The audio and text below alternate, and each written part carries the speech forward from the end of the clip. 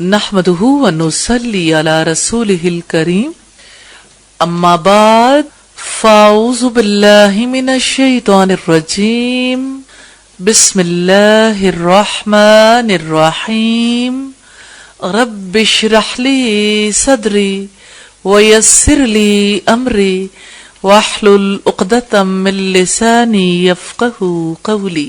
حصول علم کے آداب۔ علم سب سے افضل عبادت ہے۔ اگر وہ رب تعالی کی معرفت کا علم ہو اور اس کے اور مخلوق کے حقوق کی ادائیگی کا علم ہو۔ الزمر کی آیت نمبر 9، المجادلہ کی آیت نمبر 11 ہے۔ علم کو اللہ تعالیٰ نے اپنی خشیت کا ذریعہ بنایا ہے۔ سورہ فاطر کی آیت نمبر 28 سے پتہ چلتا ہے۔ علم عمل کا امام ہے۔ ابن عبد البر کی کتاب میں یہ بات موجود ہے۔ اللہ تعالیٰ جس کے ساتھ بھلائی کا ارادہ کرتے ہیں اسے دین کا علم عطا فرماتے ہیں۔ بخاری کی 71، مسلم کی 2389 نمبر روایت میں ہے۔ شریعت کا علم عقیدے اور عبادت کو صحیح کرتا ہے۔ دین کا علم موت تک حاصل کرنا واجب ہے۔ ابن ماجہ کی روایت ہے 224۔ اللہ تعالیٰ اس علم کو ہمیشہ حاصل کرتے رہنے اور اس پر عمل پیرا ہونے کی توفیق عطا فرمائے، آمین۔ علم کے آداب کے حوالے سے دیکھیں تو کچھ آداب ایسے ہیں جو حصول علم سے پہلے کے ہیں، اور کچھ آداب ایسے ہیں جو علم حاصل کرنے کے دوران کے آداب ہیں۔ حصول علم سے پہلے کے آداب کو دیکھیں تو نمبر 1، رزق حلال کھانا، کیونکہ حرام کھانے سے علم کی برکت ختم ہو جاتی ہے اور دعائیں قبول نہیں ہوتی۔ مسلم کی روایت ہے 2346۔ رزق حلال کھانے سے انسان کا دل روشن ہو جاتا ہے، اس کے وقت میں برکت ہوتی ہے، اس کی قوتوں کو جلا ملتی ہے۔ اور نمبر 2، کھانے پینے میں میانہ روی اختیار کرنی چاہیے۔ سیر اعلام النبلاء والیوم 10 پیج 36، اور اسی طرح سے ہدی الساوی کی کتاب ہے والیوم 1 پیج 48، اور تہذیب الاسماء والیوم 1 پیج 68 پر ہے۔ تیسری بات ہے فضول کلام اور زیادہ نیند سے نجات حاصل کرنی چاہیے۔ فضل العلم 124 اور 125 پر ہے۔ شریعت کی مخالفت سے نجات حاصل کرنی چاہیے۔ دیوان امام شافعی 54 اور تذکرۃ السامع والمتکلم میں 67 پر ہے۔ پانچویں بات ہے دوست بنانے اور ان کے ساتھ وقت گزارنے کو محدود کرنا چاہیے اور اچھے دوستوں کا انتخاب کرنا چاہیے۔ چھٹا ادب ہے اللہ تعالیٰ کی رضا کے لیے علم حاصل کرنے کی نیت کرنی چاہیے اور اسے خالص کرنا چاہیے۔ اور ساتواں ادب ہے علم کے لیے دوسرے مشاغل کو ترک کر دینا چاہیے۔ مختصر منہاج القاصدین پیج نمبر 174 اور الفقیہ والمعتقبہ یہ والیوم 2 پیج 93، تذکرۃ السامع والمتکلم پیج 70-71 پر ہے۔ اور 8 نمبر پر جو ادب ہے اچھے استاد کا انتخاب کرنا چاہیے۔ مقدمہ صحیح مسلم شرح نووی والیوم 1 پیج 128 پر ہے۔ آج آپ نے علم کے آداب کے حوالے سے خوب غور و فکر کرنا۔ مطالبات تو بہت سارے ہیں علم کے حصول سے پہلے کے آداب، تو اس میں آپ دیکھیے جیسے مشاغل کو محدود کرنا، پھر اسی طرح دوستوں کا انتخاب، پھر استاد کا انتخاب، پھر اسی طرح سے بہت ساری باتیں ہیں جس کے بارے میں ارادے کرنے کی اور باقاعدہ کوششیں کرنے کی ضرورت ہے۔ پھر انسان کو سچا علم اپنے اندر ٹھہرانے کا موقع ملتا ہے جتنا اللہ توفیق دے۔ علم حاصل کرنے کے دوران کے آداب۔ پہلا ادب یہ ہے کہ استاد کی عزت اور احترام کرنا چاہیے اور اس سے ادب سے پیش آنا چاہیے۔ دوسرا ادب یہ کہ استاد کو اس کے نام سے نہیں بلکہ عزت والے الفاظ سے پکارنا چاہیے۔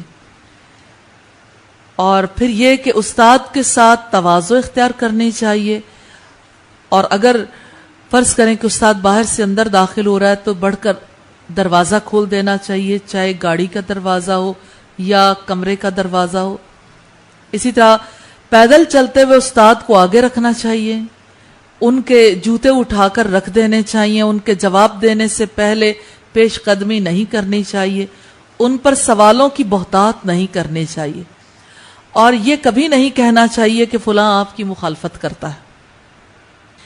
جب استاد کی مجلس میں داخل ہوں تو سلام کرنا چاہیے اور ان کے آگے تواضع سے بیٹھنا چاہیے. یہ جامع البیان العلم وفضلہ پیج نمبر 170 پر ہے، جو ابن عبد البر کی کتاب ہے، اور تذکرۃ السامع والمتکلم میں یہ پیج 87 پر ہے. اور نواں ادب یہ ہے کہ اپنے استاد کے تمام احکامات میں اطاعت کرنی چاہیے اور ان کی رائے اور تدبیر سے نہیں نکلنا چاہیے. پھر یہ کہ استاد پر اعتماد کرنا چاہیے، ان کی عزت کرنی چاہیے اور ان کی خدمت کر کے اللہ کے قریب ہونا چاہیے. تذکرۃ السامع والمتکلم کے پیج 87 پر ہے. طالب علم کو اپنے استاد کی طرف ایسے نظر کرنی چاہیے کہ زیادہ سے زیادہ فائدہ حاصل کرے. ابن جماع رحمہ اللہ کہتے ہیں اپنے استاد کو اس طرح نہیں بلانا چاہیے جیسے عام افراد کو بلاتے ہیں، اور طالب علم کے لیے لازم ہے کہ وہ استاد کا حق پہچانے اور ان کی فضیلت کو نہ بھولے اور ان کی عزت اور تعظیم کرے اور ان کی غیبت نہ کرے، ان پر غصے کا اظہار نہ کرے. پھر اگر ان سے عاجز ہو تو اٹھ جائے اور ان کی مجلس سے نکل جائے.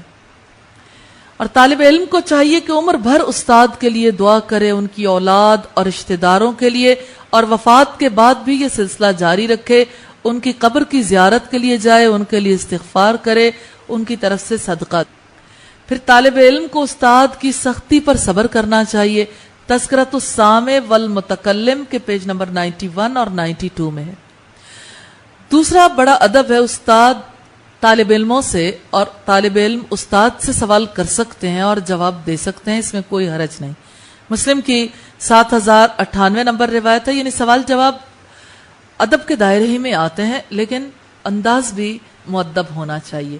تیسری بات یہ کہ استاد سے جھگڑا کرنے سے بچنا چاہیے. تذکرۃ السامع والمتکلم کے پیج 171 پر. چوتھی بات یہ کہ علم کو لکھ کر سیکھنا چاہیے. بخاری کی 113 نمبر روایت سے پتہ چلتا ہے. اور پانچویں بات یہ ہے کہ علم کی لکھی ہوئی باتوں کی تنظیم اور ترتیب رکھنی چاہیے. یہ بات بہت اہم ہے. یعنی جیسے علم حاصل کرنے کا ادب ہے نا، لکھیں گے ضروری بات کو یاد رہے گی، اور اگر اپنے ذہن پر ہی اعتماد کریں گے بھول جائے گی. اور پھر لکھی ہوئی باتوں کی ترتیب اور تنظیم لگانی چاہیے. کیسے؟ کچھ لوگوں کی عادت ہوتی ہے کہ نوٹ بک میں جب پہلا پیریڈ شروع ہوتا ہے وہاں سے لے کے آخر تک سب اکٹھا لکھ لیتے ہیں، اگلے دن پھر وہی چیزیں، کچھ پتہ نہیں چلتا کون سی چیز کہاں موجود تھی. جب سمجھ نہیں آتی تو یعنی دوسرے دن سمجھ نہیں آتی تو پھر بعد میں جب یعنی اس کو اکٹھا کرنے کی ضرورت ہو تو آرگنائز کرنا بہت زیادہ مشکل ہو جاتا ہے. اس وجہ سے یا تو اپنی ایک نوٹ بک ہے تو ترتیب لگا لینی چاہیے. مثلا 5 سبجیکٹس ہیں تو 5 حصے بنا لیں. اور اگر فرض کریں اگر ایک نوٹ بک نہیں ہے، مختلف نوٹ بکس ہیں، تو پھر مسئلہ ہی حل ہو جاتا ہے. لیکن یہ کہ جس موضوع سے متعلق کوئی بات ہے اس کو وہیں اسی مقام پر نوٹ کرنا چاہیے، ایک ہی جگہ سب کچھ نوٹ نہیں کرنا چاہیے. اسی طرح سے جو لوگ انفارملی علم حاصل کرتے ہیں ان کو بھی ان چیزوں کا دھیان رکھنا چاہیے. کون سی چیز سیکھی ہے اور کس چیز سے متعلق ہے وہیں پر اسے نوٹ کرنا چاہیے. چھٹی بات یہ کہ علم پر عمل کرنا چاہیے. ترمذی کی 2417 نمبر روایت سے پتہ چلتا ہے. اور ساتویں بات یہ کہ علم سیکھنے کے بعد اسے چھپانا نہیں چاہیے. البقرہ کی آیت 159 اور 160 میں یہ بات موجود ہے، اور العصر کی آیت نمبر 3 میں. آٹھویں بات یہ کہ علم کی نشر و اشاعت کرنی چاہیے. مسلم کی 6804، بخاری کی 4210 سے پتہ چلتا ہے، اور البقرہ کی آیت نمبر 159 اور 160 سے.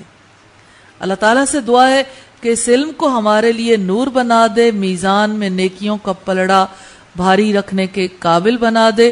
ہمیں اس پر عمل کرنے اور اسے دنیا کے گوشے گوشے تک پہنچانے کی توفیق عطا فرمائے. اللہم و بحمدک نشہد ان لا الہ الا انت نستغفرک و نتوب الیک. السلام علیکم ورحمۃ اللہ وبرکاتہ.